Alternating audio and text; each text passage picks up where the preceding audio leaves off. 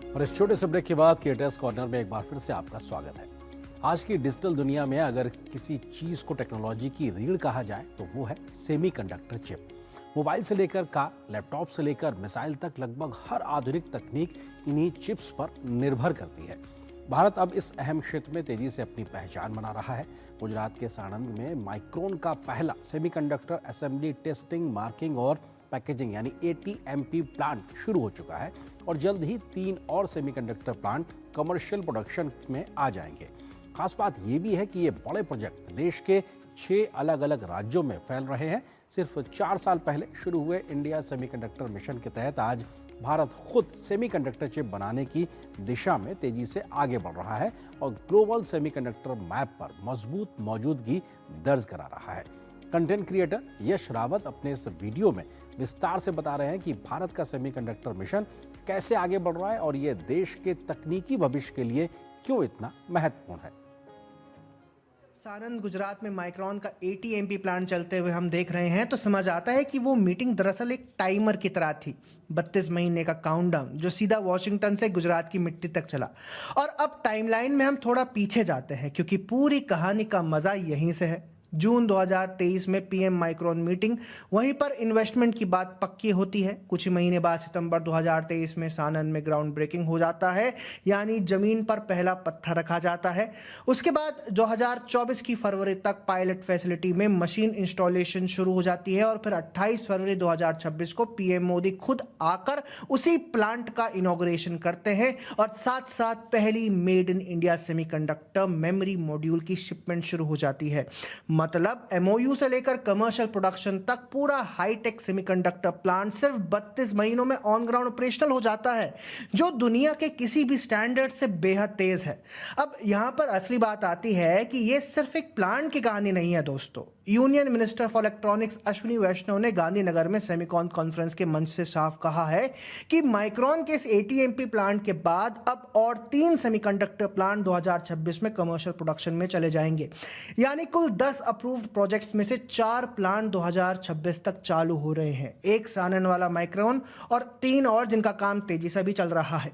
ये प्रोजेक्ट्स लगभग 1.60 लाख करोड़ रुपए के इन्वेस्टमेंट को रिप्रेजेंट करते हैं और 6 अलग अलग राज्यों में फैले हुए हैं, जिससे भारत पहली बार ग्लोबल सेमीकंडक्टर मैप पर एक सीरियस प्लेयर के तौर पर खड़ा हो रहा है। अब आप कहेंगे कि सब ठीक है, प्लांट लग गया, इन्वेस्टमेंट आ गया, लेकिन इतना इंपॉर्टेंट क्यों है?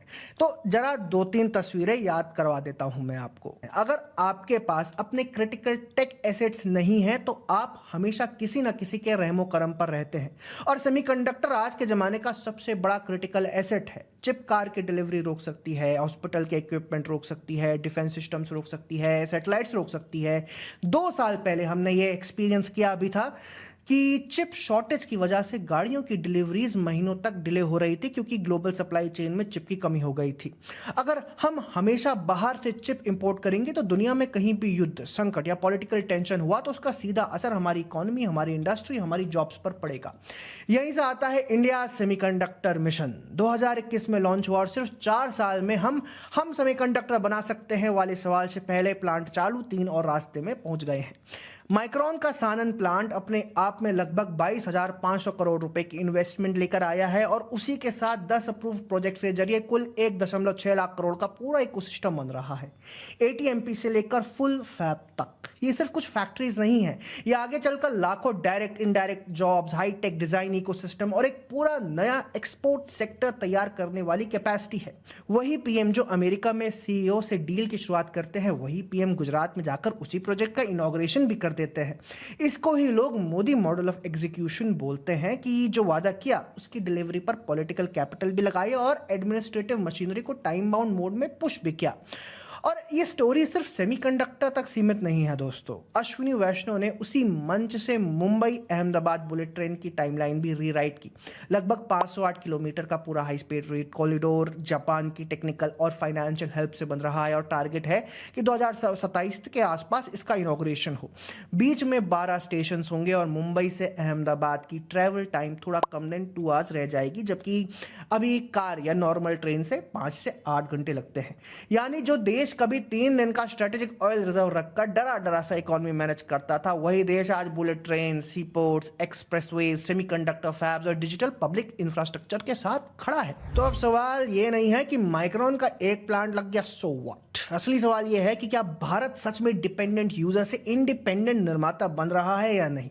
जब एक पीएम वॉशिंगटन में 2023 में सीईओ से कहता है कि India can be a big part of your semiconductor supply chain, और 2026 में उसी डील की पहली चिप गुजरात की मिट्टी से निकलकर ग्लोबल मार्केट्स की तरफ जाती है, जब एक मंत्री मंच से कहता है कि 10 में से 4 सेमीकंडक्टर प्रोजेक्ट सिर्फ 2026 में ऑपरेशनल हो जाएंगे, तब ये सिर्फ एक नैरेटिव नहीं, एक रियलिटी बन जाती है। अब आपकी बारी, आप क्या सोचते हो? क्या भारत की ये नई स्पीड और ये सेमीकंडक्टर जैसी स्ट्रेटेजिक मैन्युफैक्चरिंग हमें फ्यूचर में जियोपॉलिटिक्स में ज़्यादा सुरक्षित और ज़्यादा पावरफुल बनाएगी, या आपको लगता है कि अभी रास्ता बहुत लंबा है और सेलिब्रेशन के लिए जल्दी है? तो इसी के साथ आज के क्रिएटर्स कॉर्नर के क्रिएटिव एपिसोड में इतना ही।